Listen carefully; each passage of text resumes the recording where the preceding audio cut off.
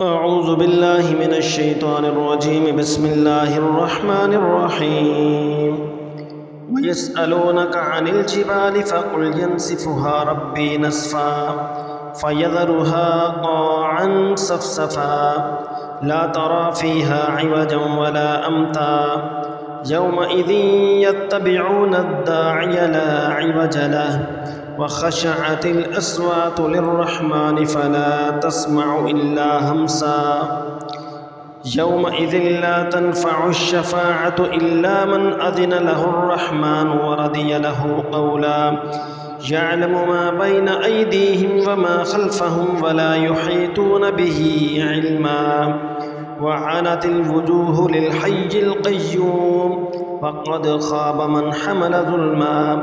ومن يعمل من الصالحات وهو مؤمن فلا يخاف ظلما ولا هدما وكذلك أنزلناه قرآنا عربيا وصرفنا فيه من الوعيد لعلهم يتقون أو يحدث لهم ذكرا فتعالى الله الملك الحق ولا تعجل بالقرآن من قبل أن يقضى إليك وحيه وقل رب زدني علما ولقد أهدنا إلى آدم من قبل فنسي ولم نجد له عزما وإذ قلنا للملائكة اسجدوا لآدم فسجدوا إلا إبليس أبى فقلنا يا آدم إن هذا عدو لك ولزوجك فلا يخرجنكما من الجنة فتشقى إن لك ألا تجوع فيها ولا تعرى وأنك لا تظمأ فيها ولا تضحى فوسوس إليه الشيطان قال يا آدم هل أدلك على شجرة الخلد وملك لا يبلى فأكلا منها فبدت لهما سوآتهما وطفقا يخصفان عليهما من ورق الجنة وعسى آدم ربه فغوى ثم اجتباه ربه فتاب عليه وهدى قال اهبطا منها جميعا بعضكم لبعض عدو فإما يأتينكم مني هدى فمن تبع هدايا فلا يضل ولا يشقى ومن أعرض عن ذكري فإن له معيشة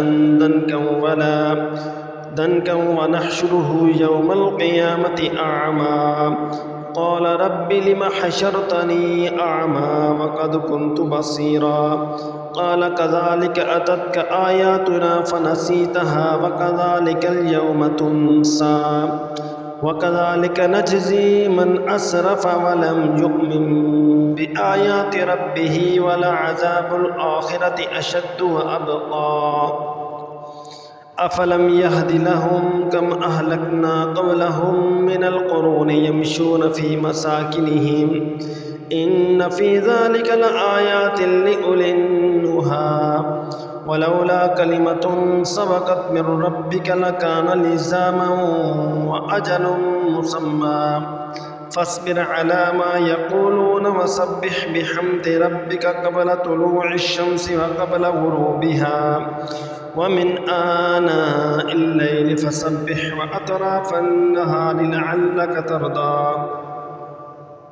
ولا تمدن عينيك إلى ما متعنا به أزواجا منهم زهرة الحياة الدنيا لنفتنهم فيه ورزق ربك خير وأبقى وأمر أهلك بالصلاة واصطبر عليها لا نسألك رزقا نحن نرزقك والعاقبة للتقوى وقالوا لولا يأتينا بآية من ربه أولم تأتهم بينة ما في الصحف الأولى ولو أنا أهلكناهم بعذاب من قبله لقالوا ربنا لولا أرسلت إلينا رسولا فنتبع آياتك من قبل أن نذل ونخزى قل كل متربص فتربصوا فستعلمون من أصحاب الصراط السوي ومن اهتدى صدق الله العظيم